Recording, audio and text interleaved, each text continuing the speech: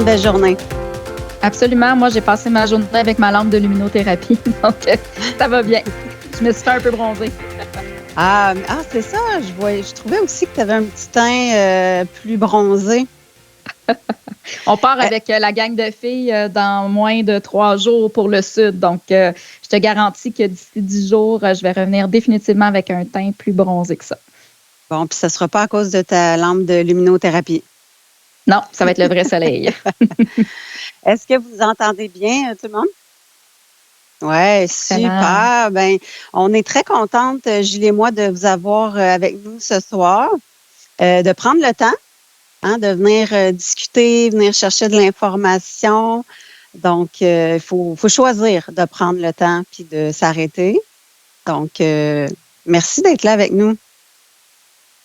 Bien, merci Roxane. Puis c'est un sujet qui nous passionne beaucoup, les métaprogrammes. En fait, tout ce qui touche aux neurosciences, toi et moi, on est passionnés de ça. En fait, on en parle beaucoup dans le leadership au féminin, le savoir-être, l'intelligence émotionnelle. On a fait une introduction par rapport aux métaprogrammes. Puis ce soir, bien justement, on voulait creuser un peu plus en profondeur parce que les métaprogrammes, bien, ça fait partie de notre vie. Donc, est-ce que tu peux m'expliquer un peu, nous mettre en contexte là, pour nous mettre un peu l'eau à la bouche là, pour ce qu'on va discuter ce soir? Certainement. En fait, on peut peut-être commencer par se présenter nos expertises. Comme tu as dit, Julie, pourquoi qu'on décide de parler des métaprogrammes ce soir? Pourquoi ça fait partie de notre approche au quotidien avec les gens qu'on accompagne? Donc, je vais commencer en fait par me présenter. Donc, la majorité des gens qui sont ici me connaissent. Peut-être qu'il y en a qui ne me connaissent pas.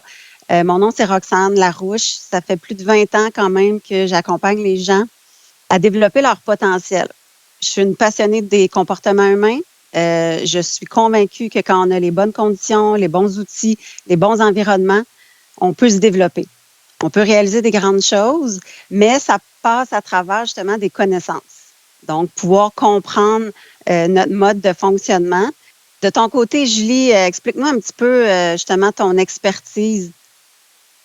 Oui, bien en fait, mon expertise, j'ai plusieurs cordes dans mon arc, principalement en ressources humaines, développement organisationnel à la base. Vraiment, j'ai passé ma carrière les 20 dernières années à aider les organisations à mettre en place des bonnes pratiques. Mais là où est-ce que j'ai vraiment trouvé ma niche, puis mon expertise, puis vraiment ma passion, c'est aussi dans le développement des comportements, puis dans la transformation, en fait, des comportements et dans l'atteinte du plein potentiel. Donc, moi, quand je regarde les gens, j'ai ce filtre-là, puis on va en parler aujourd'hui des filtres, de voir les gens briller, de déjà voir le potentiel, de déjà voir là où on peut les amener.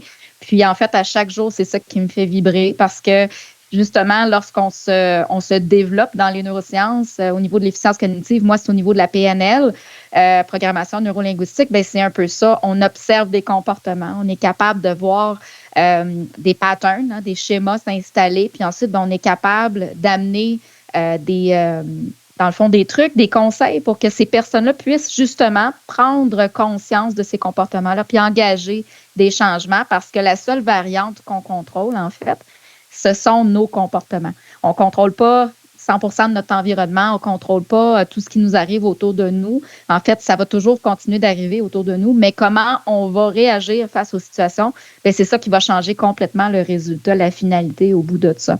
Donc, moi, c'est ça qui me passionne et qui me fait vibrer vraiment dans un quotidien. Exactement. Je dis toujours qu'on contrôle 2 choses dans la vie, nos attitudes et nos actions. Donc, comme tu dis, c'est comme ça qu'on peut changer les résultats, c'est comme ça qu'on peut obtenir des résultats différents. Et puis, c'est pour ça que de mon côté, j'ai décidé de travailler avec toi parce qu'on a la même vision, la même passion de l'humain.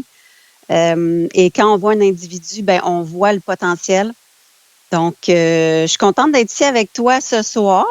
Et pourquoi aussi parler de comportement? Parce que je suis sûre que tu vas être d'accord avec moi, Julie, mais la base de la transformation, c'est vraiment de se comprendre. C'est vraiment d'être en mesure de se regarder aller et de pouvoir changer nos façons de faire, changer nos pratiques quand on voit que ça ne fonctionne pas, que c'est improductif et que ça ne nous amène pas où on veut aller. Mais le problème, c'est qu'il y a beaucoup de, justement, nos programmes qui sont inconscients, qui sont naturels, qui sont automatiques Et ce que ça fait, c'est que si on n'en prend pas conscience, ben on peut pas intervenir, on peut pas agir dessus, puis on peut pas changer nos façons de faire et nos pratiques si on se voit pas aller. Effectivement, ça demande beaucoup de maturité, puis ça Mhm. demande de prendre un certain recul, d'être capable d'observer, de ralentir pour être capable d'agir. Et pour ça, ben, il faut être capable de se voir aller, comme tu dis. Il faut être capable de prendre conscience. Donc, ça, c'est vraiment la clé. Lorsqu'on est capable de s'observer, puis on est capable d'identifier, en fait, les comportements qu'on a, c'est là qu'on est capable de dire, ben, est-ce que je peux faire des transformations? Est-ce que je souhaite aussi faire des transformations? Parce qu'on ne peut pas forcer ces choses-là non plus. Mais une fois qu'on comprend la mécanique, puis c'est ce qu'on va explorer ce soir à travers les métaprogrammes, bien là, on est capable vraiment de faire des changements. Puis justement, les métaprogrammes, c'est basé sur, dans le fond, qui on est. Donc, qui on est, c'est basé sur, bien sûr, notre personnalité, mais c'est beaucoup sur de l'acquis. Donc, les expériences qu'on va avoir vécues, l'éducation qu'on va avoir reçue, les croyances qui vont nous avoir été inculquées, tout ça vient, dans le fond, forger la perception qu'on a de notre environnement, puis il va aussi nous amener dans une réaction face aux situations qu'on va vivre, qu'on va venir répéter et répéter. Puis tu l'as dit, c'est inconscient. On est sur l'autopilote la plus grande partie de notre journée. Donc, c'est certain qu'à chaque fois qu'il arrive quelque chose, on ne va pas se dire, bah, attends un petit peu, je vais mettre dans une position d'observation et puis là, ben, je vais modifier mes comportements. Non, on est vraiment juste dans la réaction, l'impulsivité la plupart du temps. C'est pour ça que c'est nos mécanismes naturels qui vont embarquer, puis on ne va pas nécessairement se remettre en question. Fait que cet exercice-là, de pouvoir identifier un peu nos points de réaction, bien, c'est très fort lorsqu'on est capable de le faire parce qu'après, on est capable justement d'agir de façon consciente sur nos comportements. Exact. Exactement. Puis comme tu as dit, 90% de nos agissements, on le fait de façon inconsciente. Puis du moment où on se réveille le matin jusqu'au soir quand on se couche, ben c'est ça, c'est de façon instantanée, automatique. Puis comme tu l'as dit, on n'est pas tout le temps en train de se dire, OK, là, il faudrait que je me regarde, je m'observe, c'est-tu productif, c'est-tu efficace de la façon que je fonctionne? Mais à quelque part, on n'a pas vraiment le choix, à un moment donné, de se regarder, de s'observer et de justement porter attention sur ces comportements-là, ces façons de faire-là qui nous amènent pas nécessairement où on veut. Donc, puis moi, je parle souvent de la lunette. Hein, c'est notre lunette personnelle qui est le filtre, comme tu as dit, avec lequel on perçoit notre environnement, on interprète les choses qui sont autour de nous pour finalement réagir. Donc, c'est ça, en fait, les métaprogrammes. C'est tous ces filtres-là qui nous permettent de prendre des décisions qui, comme on vient de le dire, à 90% du temps, sont inconscients. Absolument. Puis quand on commence justement à prendre conscience de nos comportements, moi, ça fait quand même plusieurs années que ben, en me développant, en me formant dans ça, ben, c'est sûr que tu es la première personne sur qui tu vas appliquer Oui. les théories que tu apprends et ainsi de suite.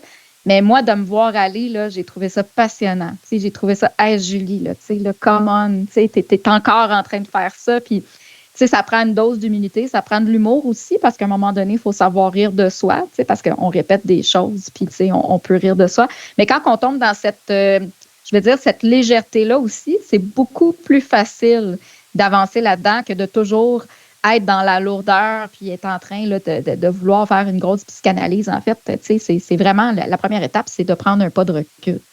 Tu sais, c'est vraiment ça. Exactement. Puis à travers justement mon expertise en efficience cognitive, souvent je mets la table avec les gens en parlant de métacognition. Parce que la métacognition, c'est justement ce qu'on est en train de dire, c'est le fait de s'observer, de s'écouter penser, de se sentir être et de regarder nos actions et finalement de se dire, OK, c'est-tu optimal la façon que je pense? Ça fonctionne-tu? Qu'est-ce que je suis en train de me dire? Est-ce que je me sens bien quand je pense à ça? Puis quand je me regarde aller, est-ce que ça fonctionne? Puis à partir de ce moment-là, c'est là que je peux prendre le contrôle des situations. Puis malheureusement, bien souvent, on a l'impression qu'on n'a pas le contrôle sur les situations. Donc, quand on commence à pratiquer, à prendre ces outils-là, puis vraiment à les appliquer, c'est là qu'on peut avoir des résultats. Puis l'autre enjeu qu'on a tous, c'est que souvent on les connaît, ces outils-là, mais on ne les met pas en application.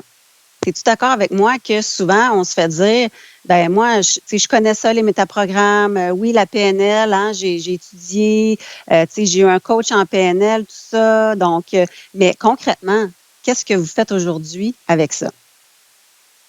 Oui, puis c'est pas facile, puis il faut se parler. En fait, c'est un combat qui est quotidien parce que, comme on disait, les programmations qui sont issues du cadre dans lequel on a grandi, on est élevé, on est éduqué, on s'est développé, bien, en fait, on peut pas déprogrammer du jour au lendemain. Donc, si moi, dans mon état d'esprit, à chaque jour que je me lève, la vie est difficile, la vie est lourde, je subis les choses, le prix du gaz est trop cher, l'épicerie, c'est épouvantable, le gouvernement, c'est épouvantable, tu sais, tout est épouvantable. J'écoute TVA, je me crains encore plus, j'arrive au travail, c'est négatif. Je suis toujours dans ce mindset-là. Donc, si on veut se déprogrammer de ça, il faut prendre conscience que oui, en ce moment, je suis en train de tirer le monde vers le bas, je suis une personne négative. Moi, il y a eu des périodes dans ma vie où est-ce que oui, j'ai été un leader négatif. Puis, à l'époque, je ne me rendais pas compte de ça parce que j'étais pas là où je suis rendue aujourd'hui dans ma vie. Mais aujourd'hui, quand je regarde avec un pas de recul, puis avec ce que je sais aujourd'hui, je me rends compte que oui, j'ai eu cet impact négatif-là autour de moi et c'était par mes comportements. Et chaque jour, j'avais le choix de me comporter de cette façon-là ou de ne pas me comporter de cette façon-là. Ouais. Puis j'allais là naturellement parce que, en fait, l'humain va vers la facilité, va vers ce qui est automatique, va vers les habitudes. Donc, oui, il faut vraiment un effort conscient, puis à chaque jour, de dire, OK, dans quel mindset est-ce que je veux me mettre? Dans quel cadre est-ce que je veux me mettre? Et de dire, si ça, c'est des angles morts pour moi, si ça, c'est des... j'ai pu identifier que ça faisait partie des points que j'avais besoin de travailler, je dois me mettre dans une posture de conscience pour être capable de travailler là-dessus. Donc, si je suis une personne qui constamment regarde le verre à moitié vide au lieu du verre à moitié plein, il faut que je sois consciente de ça pour ensuite être capable de, en fait, projeter un nouveau comportement, même les mots, le discours qu'on va tenir va venir aussi renforcer notre programmation, va venir nous convaincre, en fait, nous valider que ce qu'on dit, c'est vrai. Exactement. Puis peu importe qui on est, puis même ça fait plus de 20 ans qu'on fait ça, toi puis moi, on va s'entendre pour dire que c'est toujours hyper difficile. Je pense que c'est la chose la plus difficile de changer une habitude, un comportement, parce que ça fait plus de 30, 40, 50 ans qu'on agit de la même façon, avec les mêmes programmes, parce que l'humain, ce qu'il aime, c'est la facilité, c'est ce qui est sécurisant, c'est ce qui est routinier. Donc, naturellement, on s'en va toujours vers des façons de faire qu'on connaît. Des fois, je m'amuse à dire, même si c'est souffrant, savez-vous quoi? On va refaire la même chose demain. Jusqu'au moment où on prend conscience et on fait le choix conscient d'essayer des nouvelles façons de faire. Essayer des nouveaux modes de fonctionnement qui, au début, sont très inconfortables. Ça, c'est sûr et certain. Donc, Julie, les métaprogrammes, là, tu dirais-tu que c'est le comment on fonctionne? C'est vraiment notre façon de faire, comment on va arriver à nos résultats. Donc, c'est vraiment dans le comment. C'est un peu comme notre livre de recettes personnelles, comment qu'on fonctionne. Ouais. Puis, tu sais, c'est avec toi que je disais ça tantôt, si toutes les agences de rencontres pouvaient avoir une liste là, où est-ce qu'on cochait, moi, je suis comme ça, je suis pas comme ça, je suis comme ça, je suis pas comme ça, puis qu'on était vraiment conscient, on aurait des matchs incroyables parce que les algorithmes pourraient calculer vraiment les matchs parfaits parce que souvent, on se perçoit d'une certaine façon qu'on n'est pas au bout du compte. Donc, quand on se pose vraiment la question, puis on regarde comment on va fonctionner dans notre comment, justement, c'est là qu'on a des belles surprises. Puis c'est là que tantôt, je disais, ça prend de l'humilité parce que, tu sais, il faut se regarder aller, puis il faut être capable d'admettre que, ben oui, on est comme ça, puis c'est correct, on n'est pas parfait. En fait, c'est juste de comprendre notre mode de fonctionnement, puis ultimement, d'être capable de s'adapter pour atteindre les résultats qui sont souhaités. Donc, et si on comprend cette mécanique-là, si on est capable de comprendre notre livre de recettes, bien, c'est clair que le gâteau va lever. Exact. Puis il y a des fois qu'un programme, puis on va les adresser tantôt, là, on va en parler de quelques-uns, mais des fois, un programme va être utilisé dans un contexte où est-ce que ça va fonctionner. C'est correct de voir les choses de cette façon-là, d'y aller de cette façon-là, mais dans un autre contexte, ça ne fonctionnera pas. Puis, tu sais, on parle souvent d'amener les gens à s'adapter puis à être flexibles dans nos façons de faire. Donc, ce que ça veut dire, c'est que des fois, il faut que justement, je sorte de ma zone de confort puis j'essaye des nouvelles façons de faire et de pas tout le temps aller sur le mode automatique. Parce que des fois, ça marche, mais des fois, ça marche pas. Donc, les métaprogrammes, c'est vraiment le comment. Puis, de où ça vient, en fait, ces programmes-là? Tu sais, donc, le pourquoi, bien, comme tu l'as dit tantôt, ça peut venir de plein de types d'influences. Ça peut être nos valeurs, notre culture, nos croyances, l'expérience qu'on a eue, dans quel contexte on a été élevé, notre personnalité, nos besoins, nos motivations. C'est tout ça qui développe nos modes de fonctionnement, nos métaprogrammes. Absolument. Puis on va voir culturellement parlant aussi. C'est là qu'on va voir s'installer dans différentes cultures des modes de fonctionnement qui sont propres à ces cultures-là aussi, de par l'éducation, de par les croyances, de par la façon dont les gens sont élevés dans leur vie. On va pouvoir voir clairement des identités propres aux cultures. Donc, ce sont des programmations qui sont issues, dans le fond, de l'environnement dans lequel les gens ont été projetés. Tandis que, tu sais, il y a une partie aussi qui est innée, donc une partie de notre personnalité là, qu'on va aborder aussi. On en parle beaucoup dans notre formation de leadership au féminin avec le profil Nova. Donc, il y a des choses qui sont innées, mais il y a beaucoup, beaucoup de choses qui sont acquises et qui vont venir forger, justement, ces programmes-là, ces patterns-là qu'on va venir répéter. Et qui va venir plus souvent qu'autrement nous saboter parce qu'on est sur le pilote automatique. Donc, on va avoir des réactions à certaines choses qui va faire qu'on va répéter des comportements. Oui.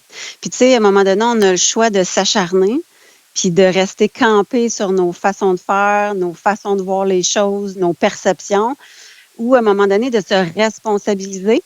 T'sais, on parle souvent de se responsabiliser, de justement de prendre le contrôle puis de dire qu'est-ce que moi, je peux faire pour obtenir des résultats différents. Et si je suis toujours en train d'attendre les éléments extérieurs à moi pour me mettre en action ou justement atteindre mes objectifs, bien, c'est là que je deviens dépendant puis que je me déresponsabilise, en fait.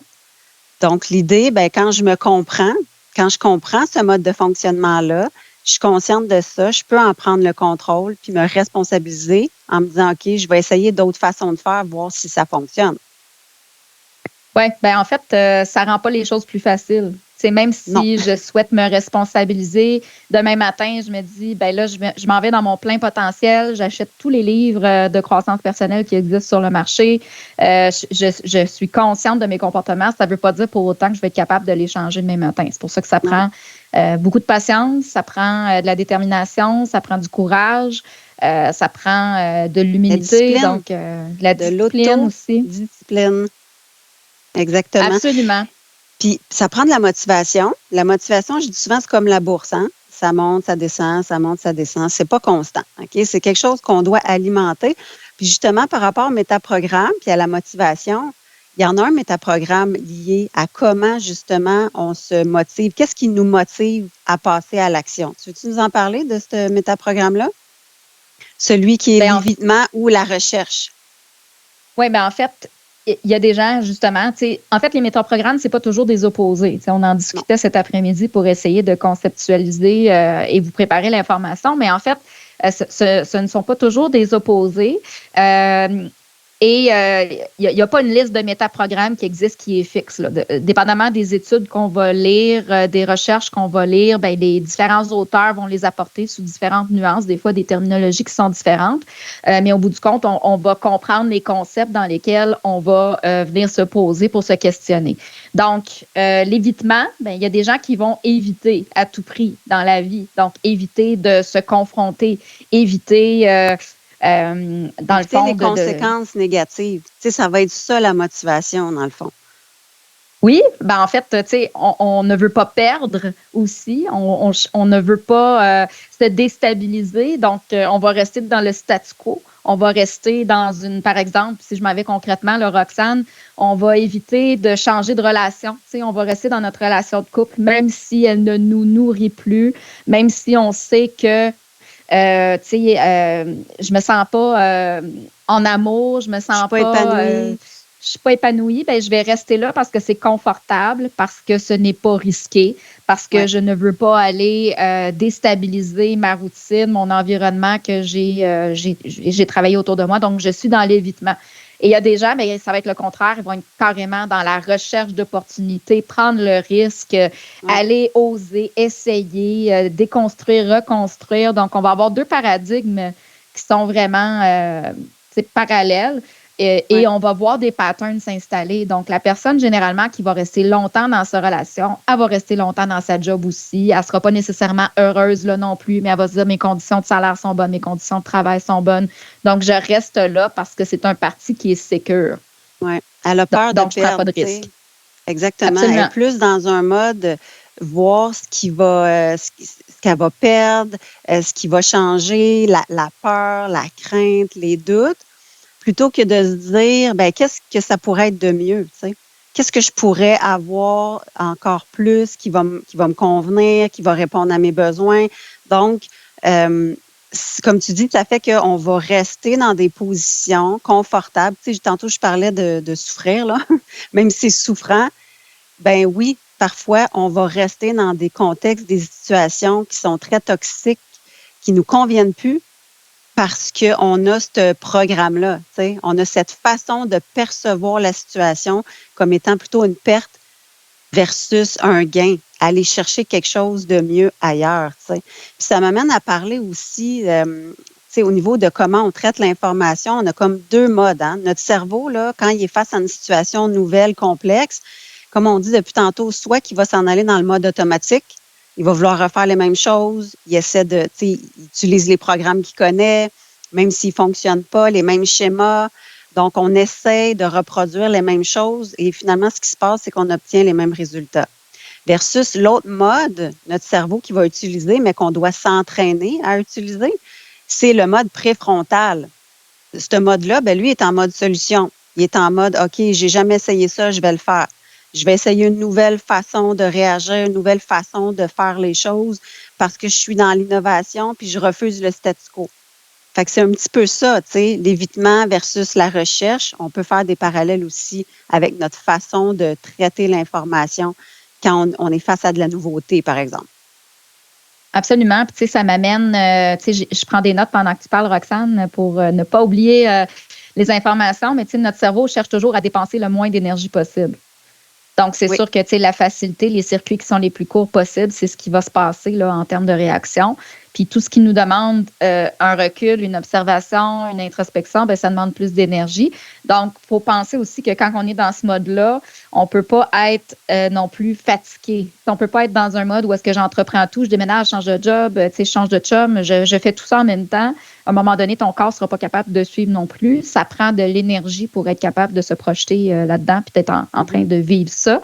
Donc, ça, c'est une petite nuance que je voulais mettre également de côté là, pendant que tu parlais.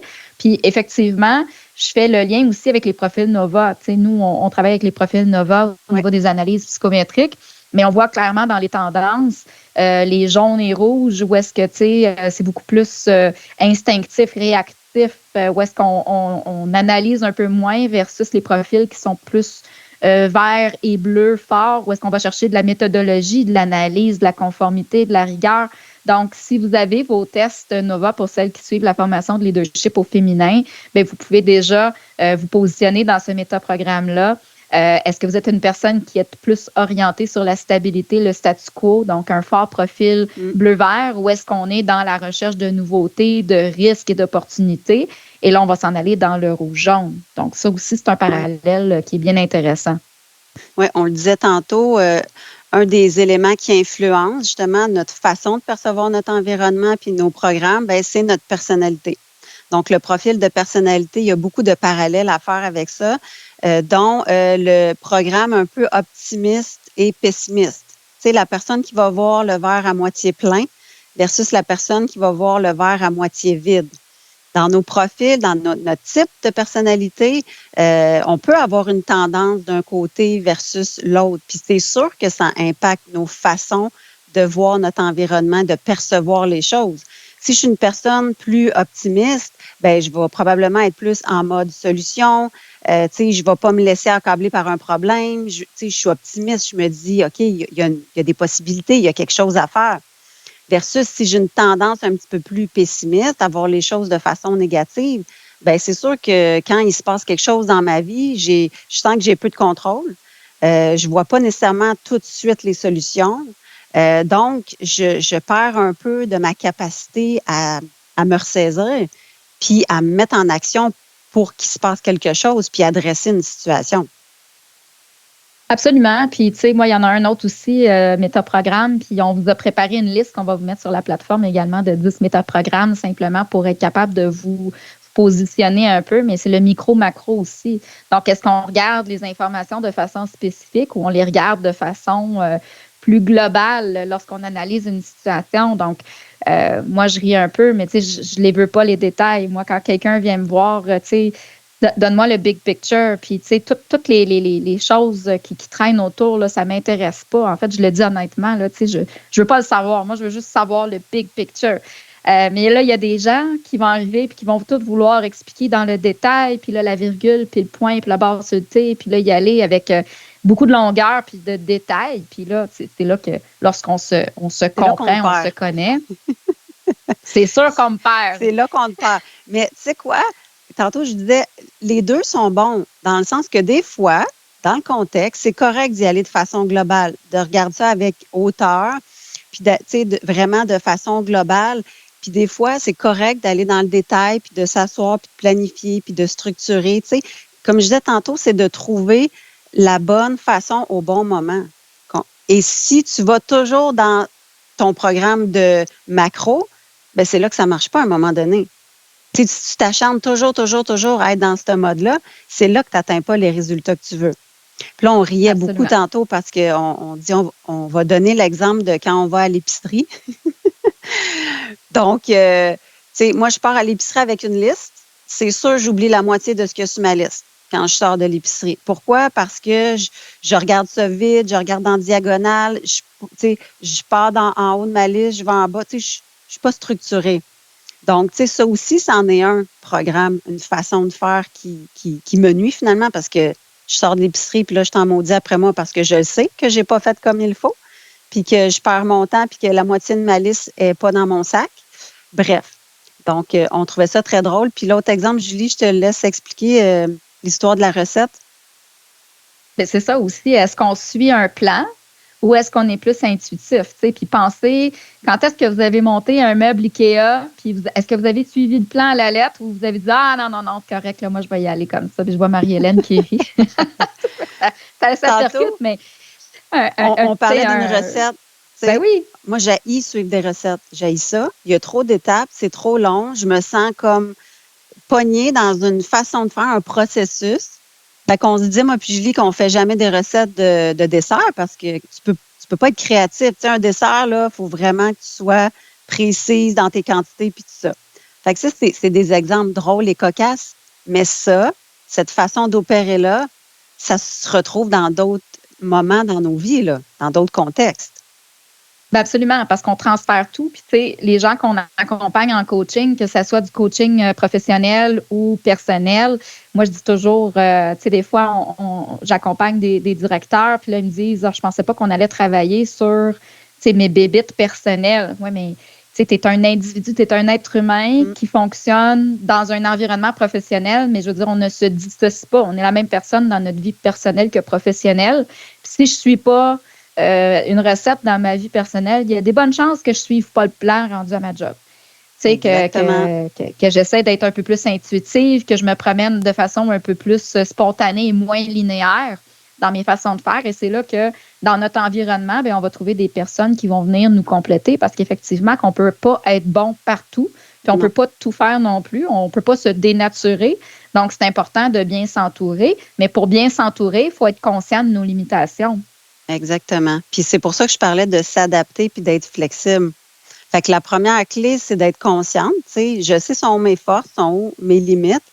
Puis après ça, je dois juste développer ma capacité à aller dans ces zones moins confortables-là quand il faut que j'y aille. Tu sais, quand il faut que je m'arrête, puis que je planifie, puis que je me structure, puis que je suive des étapes, un processus, à un moment donné, je n'ai pas le choix de le faire si je veux justement atteindre les résultats. Puis c'est vrai ce que tu dis pour nous, pour toi, pour moi, Julie, puis tu sais, notre mission d'entreprise, notre vision, c'est l'humain d'abord. Fait que c'est le développement global de l'individu. Fait que oui, tu sais, on travaille les comportements parce qu'on le sait que c'est à travers ça qu'on peut avoir des résultats puis qu'on va avoir un impact aussi. Donc, j'ai toujours un peu de difficulté quand on essaie de dissocier le développement personnel, le développement professionnel. Tu sais, pour moi, le développement, c'est de l'individu, c'est tout. C'est tout au complet, là, tu sais. C'est vraiment une chose, en fait. Oui, ben en fait, on peut pas. Justement, là, on est en train de regarder nos programmes, nos métaprogrammes. On est en train de regarder nos types de personnalités également. Mais si j'arrivais avec une recette toute faite pour tout le monde, vous comprendrez que ça ne marchera pas parce que justement, on est issu de nos programmations. Donc, si, admettons, je veux accompagner quelqu'un en organisation du travail, bien, le fait de pouvoir comprendre comment cette personne-là fonctionne, c'est quoi son livre de recettes, est-ce qu'elle est plus intuitive, est-ce que c'est une personne qui est plus structurée, organisée, méthodique? Une fois qu'on est capable d'identifier justement le fonctionnement de cette personne-là, on est capable d'adapter ce qu'on souhaite atteindre comme objectif avec cette personne-là et la mettre dans ses forces. Donc, moi, je ne pourrais jamais, par exemple, si quelqu'un me donnait une liste super rigide à chaque jour, de telle heure à telle heure, tu fais ça comme ça, il n'y a pas de négociation, je serais la personne la plus malheureuse sur Terre. Je serais tout le temps en train de chercher un échappatoire. Là, je voudrais m'échapper, c'est clair. Mais je me questionne en me disant comment est-ce que je peux être structurée puis organisée, mais sans être linéaire nécessairement. Et c'est ça la clé. Parce qu'il n'y a pas juste un mode de fonctionnement, il n'y a pas juste un système, il n'y a pas juste une liste de tâches, il n'y a pas juste un plan à suivre. Il faut trouver le plan qui fonctionne pour nous et de connaître nos programmes. Et ça, avec Sylvain, au niveau de l'entraînement, j'ai eu beaucoup de discussions avec lui où est-ce qu'on s'est analysé dans nos types de personnalités, dans nos métaprogrammes, pour justement comprendre comment est-ce que je peux arriver, moi, Julie Dupuis, qui a toujours été une sportive, qui a toujours été super en mouvement dans sa vie, depuis que je suis entrepreneur, j'ai de la difficulté à insérer ça dans ma routine parce qu'au niveau de mes valeurs, le travail va passer avant l'exercice physique, par exemple. Et de me mettre dans un cadre où est-ce que je dois aller m'entraîner au gym avant, me lever à 5 heures le matin, aller faire ça à chaque jour, j'y arrive pas parce que je me sens brimée. Je me sens, même si j'aime ça, puis je sais que ça me fait du bien, pour moi, ça m'écoeure de faire ça dans une routine. En fait, tout ce qui est une routine m'écoeure. Donc là, on a dézoomé, justement, quand on parle de micro et de macro, on est allé prendre du recul, puis on s'est dit, dans une semaine, Julie, combien de kilomètres que tu es capable de marcher ou combien de mouvements tu es capable de faire. Donc là, tout à coup, j'avais la flexibilité. Donc, l'objectif était le même, c'était de me mettre en mouvement, mais là, tout à coup, j'avais du fun et c'était devenu un défi pour moi parce qu'au lieu de regarder la tâche spécifiquement à chaque jour dans un cadre rigide, je regardais, dans le fond, l'objectif de façon plus globale, en respect, dans le fond, de mes préférences. Et je les ai atteints, puis je les ai dépassés. Puis j'étais fière de moi, puis j'étais contente. Puis, tu sais, parce que je fonctionnais en étant consciente de mes comportements et de mes préférences cognitives. Exactement. L'idée, c'est de se mettre en action, c'est d'essayer des choses, c'est de faire des essais-erreurs, c'est d'expérimenter une nouvelle réalité. Parce que pour changer nos programmes, il faut vivre d'autres choses. Il faut les transformer, il faut les changer, il faut les modifier. Donc, tu sais, mettons par rapport à ton exemple, tu as essayé une nouvelle façon de faire, tu l'as intégré d'une autre façon, tu vois que ça te convient, puis tu as changé ta lunette aussi. Tu as décidé, tu sais, de voir les choses de façon différente aussi. Donc, c'est ça aussi qui fait qu'à un moment donné, tu as envie de reproduire ça. Tu vois le résultat. Tu sais, moi, je dis souvent que la motivation vient après l'action. Donc, tu sais, on ne peut pas attendre que les choses se passent puis que justement la motivation, elle arrive avant de se mettre en action. C'est plutôt le contraire qui arrive. En fait, pour ressentir de la motivation, ça en fait partie aussi, comment est-ce qu'on se motive au niveau de nos métaprogrammes. Je veux dire, pour être excité, parce que la motivation, c'est intrinsèque. Donc, tu sais, si je me lève le matin, je suis léthargique, j'ai pas le goût, c'est comme, c'est un effort, je serai pas pantoute motivée, là. Il faut qu'il y ait de la sérotonine, il faut qu'il y ait des hormones du bonheur là-dedans, là, que, tu sais, ça soit stimulant. Puis là, tout à coup, là, ça va être le fun de le faire. Puis, tu sais, j'aimerais ça donner un exemple d'un métaprogramme que j'entends, que je vois souvent autour de moi, c'est la différence entre déborder puis occuper. Tu sais, moi, j'ai des gens qui me disent, Julie, je te regarde aller, tu sais, les enfants, la business, tu sais, mon implication au niveau du conseil municipal, et ainsi de suite. Puis il dit, hey, tu dois être dans le jus, tu dois être débordé, tu dois être à bout. Puis je suis comme, non, je suis occupée. Parce que pour moi, je ne suis pas débordée. Je choisis comment je veux meubler mon temps. Et pour moi, ça me convient. Je suis bien là-dedans, ça me stimule, ça me donne de l'énergie, ça me motive. Mais si le matin, je me levais et je me disais, oh mon Dieu, cette semaine, j'ai tant de choses à faire, j'ai pas une soirée de libre, là, j'observerais ma semaine déjà avec un état d'esprit d'être à bout. Donc, c'est Mais sûr non, c'est que je serais ça. à bout. C'est comme je disais tantôt, le langage interne. Qu'est-ce que tu te dis dans ta tête génère une émotion qui génère une action. C'est toujours comme ça.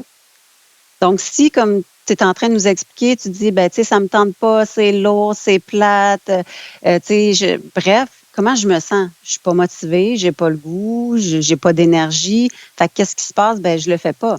Je fais pas ce que j'ai dit que j'allais faire. Fait que c'est important, cette métacognition-là. Tu sais, s'écouter penser, se sentir être, se regarder, aller. Puis après ça, d'être honnête envers soi-même, puis de se dire, OK, c'est-tu optimal de la façon que je pense?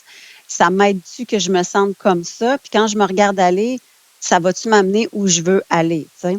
Donc, puis je veux juste vous dire, si vous avez des questions, vous pouvez les mettre dans le chat. On va y répondre. Là, j'ai vu une petite main levée. Monique avait une question, mais mettez vos questions. Ça va nous faire plaisir d'interagir puis de pouvoir vous répondre. Là. On a juste des problèmes de micro avec la salle qui va être résolus dans notre prochain webinaire. Fait qu'on va prendre les questions par écrit, mais on va y répondre définitivement. C'est sûr, parce que c'est le fun d'échanger avec vous aussi, pouvoir répondre à vos questions. Donc, vraiment intéressant. Tu veux-tu nous parler un petit peu du métaprogramme, le passé, présent, futur? Tu sais, comment on se positionne dans le temps?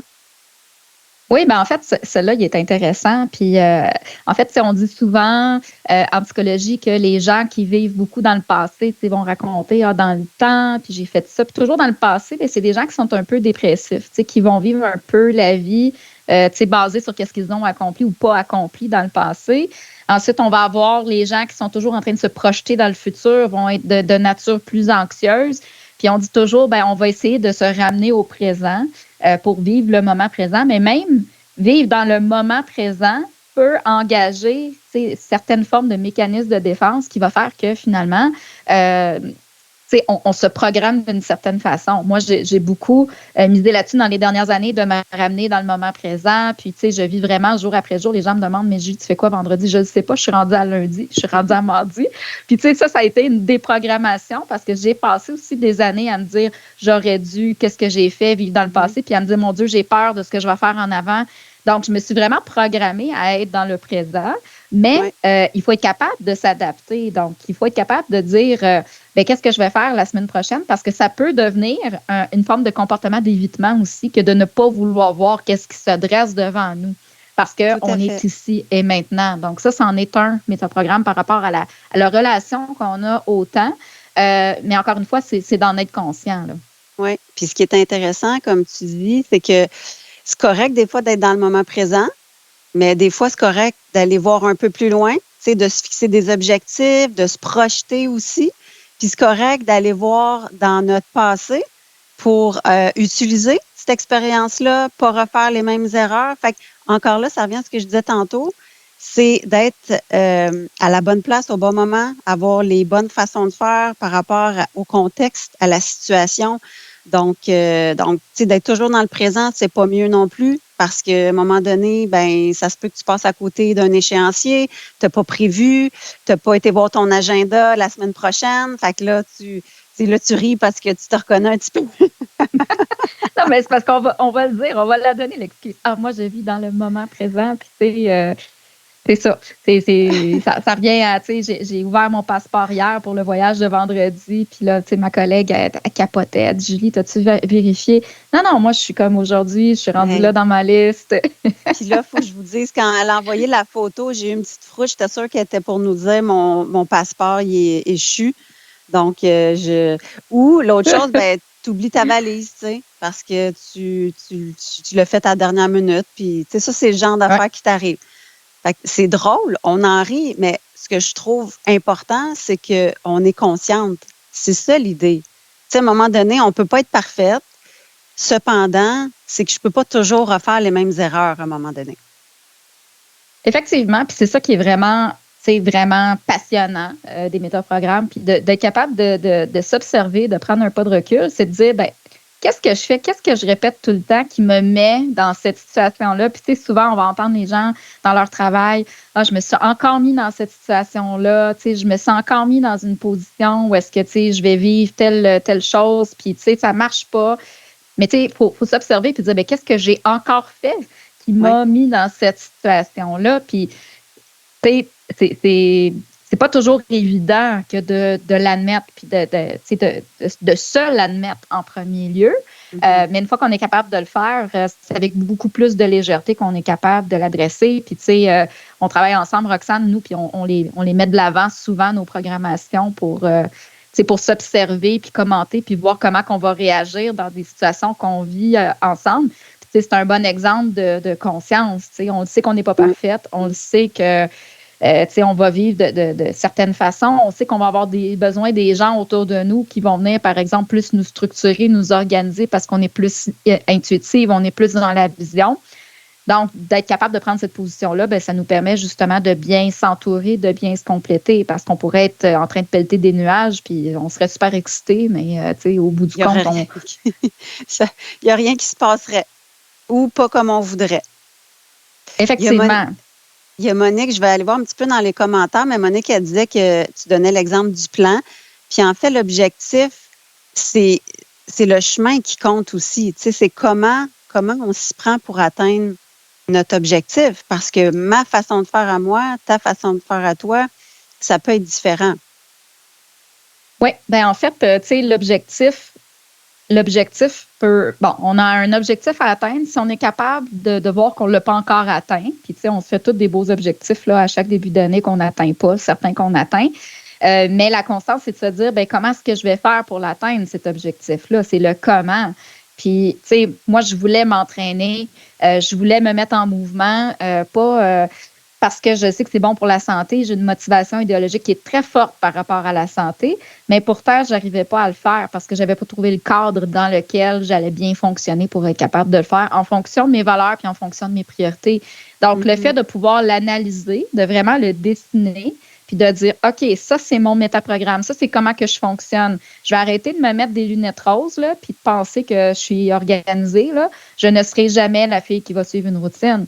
Puis, tu sais, quand je parlais avec Sylvain, je suis comme là, tu sais, on les connaît, nos programmes, là, on les connaît, nos types de personnalités, on les connaît, nos couleurs, on les connaît, nos motivations. Donc, servons-nous de cette carte-là, de la connaissance de soi, pour trouver qu'est-ce qui fonctionne. Puis c'est sûr qu'on va trouver le chemin pour se rendre parce que on en a un mode de fonctionnement. Il faut juste être capable de l'observer. Puis une fois qu'on le voit, moi, je dis tout le temps, c'est comme une clé incroyable. On débarre puis on avance parce que là, on a compris comment on fonctionnait. Exactement. Puis Sylvie parle de l'analogie du rétroviseur puis du pare-brise, c'est par rapport au temps. Tu sais, elle dit, on retient un peu, on regarde un peu en arrière, on regarde au large, en avant, tu sais, sans oublier le moment présent. Puis c'est ça, tu sais, c'est d'aller chercher un peu tous ces éléments-là pour être en mesure de ramener ça aujourd'hui puis de prendre les meilleures décisions possibles. Donc, le but, c'est pas de faire comme si ce qui était là n'existait pas, puis c'est pas justement d'être dans le déni de ce qui s'en vient, puis justement d'être juste campé sur le moment présent, mais c'est d'être capable d'aller dans toutes ces zones-là. Sandra nous demande, parfois je suis très sévère envers moi, vers qui me diriger pour m'évaluer quand mon moi est incertain. Bien, effectivement, tu sais, le moi incertain, c'est probablement ce qui affecte le plus de femmes, le syndrome de l'imposteur, le doute, l'incertitude, le manque de confiance. On se remet en question. Donc, il faut voir justement, faut explorer des fois dans le passé, qu'est-ce qu'on a vécu qui a fait qu'on a bâti cette armure-là ou cette perception-là de notre environnement qui fait qu'on est là où est-ce qu'on est rendu aujourd'hui. Et ensuite, ben, lorsqu'on prend conscience de ça, ben, on est capable justement de commencer à changer notre discours intérieur parce qu'on ne va pas changer du jour au lendemain nos comportements parce que là, j'ai dit, j'ai réalisé que quand j'étais jeune, je me suis fait dire que je n'étais pas bonne par plein de monde. Donc, j'ai une estime de moi qui est plutôt basse. Non. Il y a un cheminement qui va se faire, même si je m'en rends compte, ça ne se fera pas du jour au lendemain, il faut faire des actions. Fait que, tu sais, Sandra, il y a justement, nous, on accompagne des gens dans ce cheminement-là au niveau du coaching pour voir c'est quoi qui bloque, c'est quoi qui est en arrière là, qui a bloqué puis qui fait que dans mes programmes, je me comporte comme ça aujourd'hui. Puis comment est-ce que je suis capable de faire débloquer ça pour justement être capable d'avancer, sortir un peu de ma zone de confort pour apprendre. Puis plus on élargit sa zone de confort, plus on grandit à l'intérieur de ça. Si on reste toujours dans notre petit cercle sécure, on disait tantôt, là, je prends pas de risque, je change rien, c'est sûr que je ne me mettrai pas en action. Non. Moi, je dis toujours que c'est pas dans le confort qu'on évolue, c'est pas dans le confort qu'on progresse. Ça, c'est sûr et certain. Puis, tu sais, ça veut pas dire qu'il faut pas, à certains moments, rester dans une zone confortable. C'est correct, à un moment donné, d'être bien. Mais trop longtemps, à un moment donné, je pense que c'est dangereux. Je pense qu'à un moment donné, il faut mettre un pied à l'extérieur, essayer des choses nouvelles, se donner le droit d'expérimenter, puis de se tromper. Parce que, comme tu l'as dit, on n'est pas parfaite, puis on reste des humains. Moi, je me suis souvent demandé dans le passé, OK, on est consciente de certaines choses. Maintenant, je fais quoi avec ça? Tu sais, comment je fais pour que ces choses-là ne m'affectent plus? Puis c'est là l'importance de l'approche qu'on utilise, qui est celle de changer nos programmes, changer nos perceptions, vraiment comme un ordinateur. Moi, je fais souvent le parallèle avec l'ordinateur. À un moment donné, il faut faire des mises à jour. Fait qu'il faut enlever certains programmes, en mettre des nouveaux, et ça passe à travers le fait de vivre des nouvelles expériences, c'est-à-dire faire des nouvelles choses, rencontrer du nouveau monde. Puis si vous voulez atteindre des objectifs que vous n'avez jamais atteints, vous devez faire des choses que vous n'avez jamais faites. Parce que sinon, demain, si vous refaites les mêmes choses, vous allez obtenir les mêmes résultats. Ça a l'air simple comme ça, mais c'est pas facile. C'est là que je vais vous amener le métaprogramme. Est-ce que tu perçois ton environnement comme hostile ou est-ce que tu perçois ton environnement comme positif? Puis, quand on perçoit notre environnement hostile, on a peur de bouger, puis on a peur de faire des actions. Donc, on va souvent rester dans le statu quo très, très, très, très, très longtemps. Puis là, la vie va avoir passé, on va être rendu 20 ans plus tard, puis on se demande pourquoi j'ai pas bougé. Puis, la réponse, c'est la peur. On est cristallisé, on est pris là, puis on est incapable de bouger. Puis, moi, j'ai fait, pour celles qui ont lu mon livre puis qui connaissent mon histoire, et pour les autres qui ne la connaissent pas, j'ai fait des mouvements assez courageux dans ma vie où est-ce que j'ai pris des décisions. Puis, j'ai vraiment, comme on dit, là, j'ai fait la page blanche. Là, j'ai tout lancé d'un coup, puis je vous le recommande pas. C'est vraiment perdre ses repères.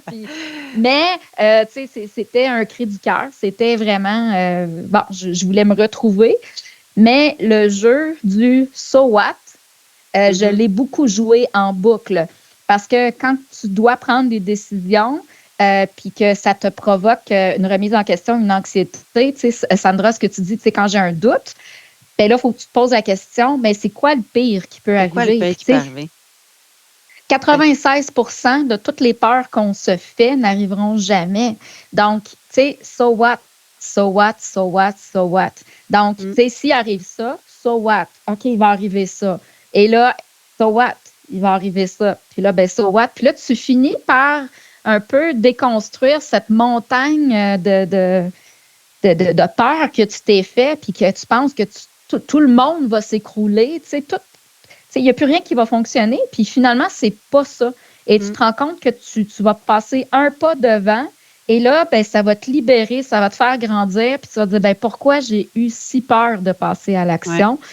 Donc, le langage intérieur, il est très, très fort là, dans notre façon de percevoir notre environnement pour être capable de passer à l'action. Puis oui, Stéphanie, dédramatiser la situation, l'analyser avec recul pour être capable de parler à notre bon cerveau, pas le reptilien qui est en panique et qui a peur. Là. Comme on le disait tantôt, c'est notre lunette, hein? C'est la façon que je perçois une situation, un événement, c'est-tu vraiment la réalité? Posez-vous la question, tu sais. Parce que j'aime dire des fois que notre lunette est pleine de boîtes, là. Puis, il faut comme la nettoyer à un moment donné, tu sais, pour être en mesure de voir les choses de façon objective et pas teintée par tous les filtres qu'on nomme depuis tantôt. Tu sais, teintée par nos expériences antérieures, teintée par nos valeurs, nos croyances. Questionnez-vous sur vos croyances. Tu sais, c'est quoi vos croyances? C'est quoi vos valeurs? Parce qu'il y a des valeurs, des croyances qu'on a aujourd'hui qu'on accumule puis qu'on traîne dans notre bagage depuis plusieurs années. Puis au final, quand on regarde tout ça, on se dit aujourd'hui, ça me convient plus, là. Tu sais, ça m'appartient pas. On m'a transmis ça, j'étais allée chercher ça à travers les années, mais j'ai plus envie de porter ça. Puis c'est un choix. C'est un choix vraiment de mettre ça de côté puis de prendre des décisions différentes avec une lunette différente. Absolument. Puis, tu sais, moi, j'ai utilisé beaucoup la pleine conscience pour justement être capable de prendre ce recul-là. À l'époque, j'ai étudié beaucoup la pleine conscience pour exercer le recul, la rationalisation. Donc, au lieu d'être dans l'émotivité puis être dans la réactivité puis l'impulsivité, ben, tu sais, moi, je parle tout le temps de mon plateau de fromage, là, tu sais, celui que tu mets sur la table puis qui tourne, tu mets ta situation dessus puis là, tu l'observes. Puis, tu sais, quand tu l'observes, tu es capable de dire justement, ben c'est pas si pire que ça. Tu sais, il n'y a pas mort d'homme. Souvent, il n'y a pas mort d'homme. C'est à part de vivre la maladie ou quelque chose qui va arriver de façon impromptue. Mais tu sais, si on vit, par exemple, je reste dans un emploi dans lequel je suis pas bien, ça, c'est un classique, là. Je suis dans cet emploi-là depuis des années, puis je reste là parce que j'ai des bonnes conditions de travail, j'ai un bon salaire, j'ai un fonds de pension, tu sais, un classique, là. Mais à chaque jour, je me lève, puis tu sais, j'ai l'impression que je m'accomplis pas, je suis pas sur mon X, puis j'ose pas bouger. Puis tu sais, là, t'attends. Puis à un moment donné, ça éclate. C'est tellement souffrant. Tu sais, on attend tellement trop longtemps, en fait. Vraiment, là, jusqu'à ce qu'on n'ait plus d'autres choix, qu'on soit épuisé, qu'on soit à côté, au pied du mur. Tu sais, puis c'est triste parce que on devrait prendre le contrôle de nos vies bien avant ça, tu sais. Justement parce qu'on aurait l'énergie pour le faire.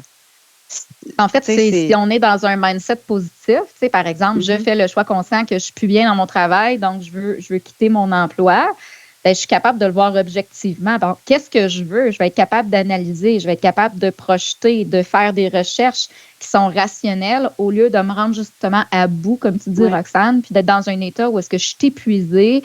Là, je suis sur le bord d'aller chercher mon papier de burn-out avec mon docteur parce que, tu sais, j'ai tiré l'élastique, là, puis l'élastique, il est en train de péter. Fait que, tu sais, on le fait naturellement. Puis on souffre naturellement. Puis, tu sais, pensez à toutes celles qui sont avec nous ce soir, qui avaient certainement laissé un emploi de côté, que, tu sais, probablement, c'est arrivé 1 an trop tard. Tu sais, du moment où est-ce qu'on a commencé à plus être bien, puis du moment où est-ce qu'on a quitté l'emploi, on était possiblement 1 an plus tard, 2 ans plus tard, 3 ans plus tard. Puis pendant ce temps-là, ben, à chaque jour de notre vie, on n'était pas bien. Puis, tu sais, moi, je dis tout le temps, on est bon pour gérer notre argent. Là, tu sais, on le sait quand il n'y en a plus dans le compte de banque. Mais le temps, on le gaspille comme si c'était une denrée là, qu'on avait à volonté. Ouais. Inépuisable. Exactement. Oui. Puis, ce qui est important aussi, comme tu as dit, Julie, quand on se rend dans cet état-là où on est stressé, on est épuisé, on est émotive, on est impulsive, notre cerveau, il ne résonne plus de la même façon, là. On n'a plus accès, justement, à la portion de notre cerveau qui peut nous faire prendre des décisions rationnelles, logiques, objectives, réfléchies.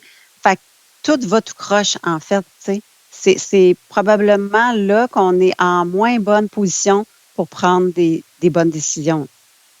Vraiment. Oui, puis en fait, ce qu'on va vouloir faire, c'est respirer. Tu sais, puis Stéphanie demande, tu sais, qu'est-ce qu'on suggère, là? En fait, respirer, là, oui, vous allez me dire, tout le monde respire, là, on est tous humains, on est en vie, mais on respire pas de la bonne façon. Puis, tu sais, pour faire diminuer le stress, justement, sortir, libérer le cortisol, ce qu'on veut faire, c'est la respiration abdominale. On veut inspirer par le nez en gonflant le ventre. Puis, tu sais, je vous invite à l'essayer. Tu sais, vraiment, là, pour sentir votre ventre se gonfler puis appuyer sur votre cage thoracique. Puis ça, c'est vraiment, ça va venir libérer les hormones du stress pour vous faire redescendre. Donc, quand vous vivez des choses qui sont difficiles, puis on le sait qu'on a envie des changements aujourd'hui, on a envie des choses, le monde va vite. Bien, tu sais, prendre le temps de respirer dans une journée là, va nous remettre les idées à la bonne place.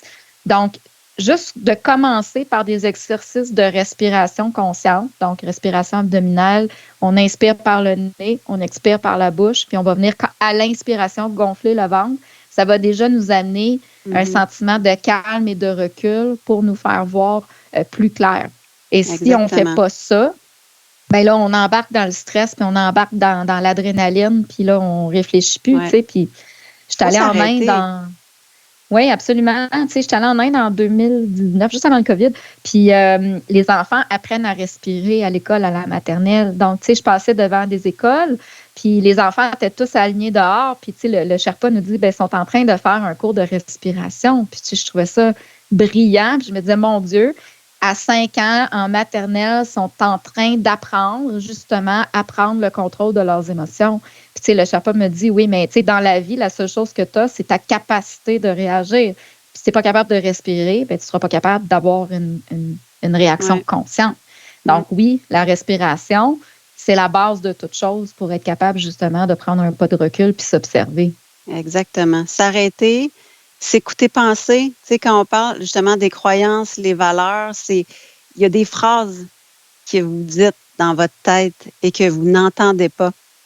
Puis justement, pour en prendre conscience, ben, à un moment donné, il faut s'arrêter, puis il faut les écouter, puis les adresser. Puis justement, se poser la question, ça me convient-tu? Ça me convient-tu pas? Puis qu'est-ce que je fais avec ça?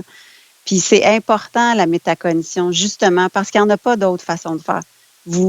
Comme Julie a dit, on continue à rouler, on vit, on est dans l'action tout le temps, ça va vite. Fait qu'on on les entend pas, ces pensées-là. On l'entend pas, notre langage interne.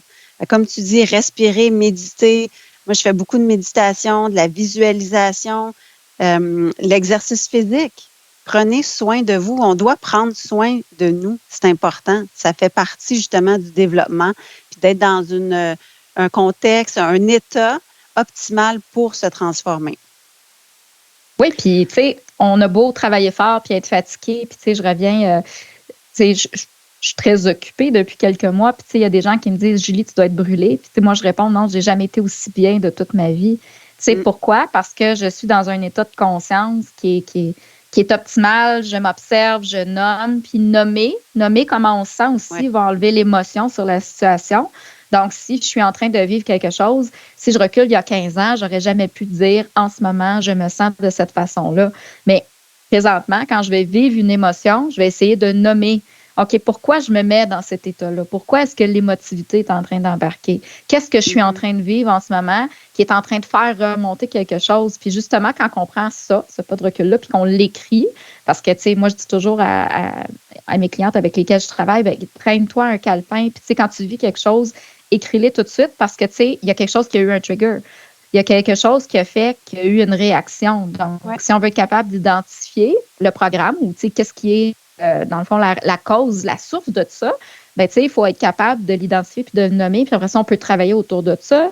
Puis, tu sais, si vous faites ça, vous allez vous rendre compte que souvent, on va penser que quelque chose est la raison pour laquelle on réagit de cette façon-là. Puis quand on l'identifie puis on l'analyse après, on se rend compte que c'est pas du tout ça.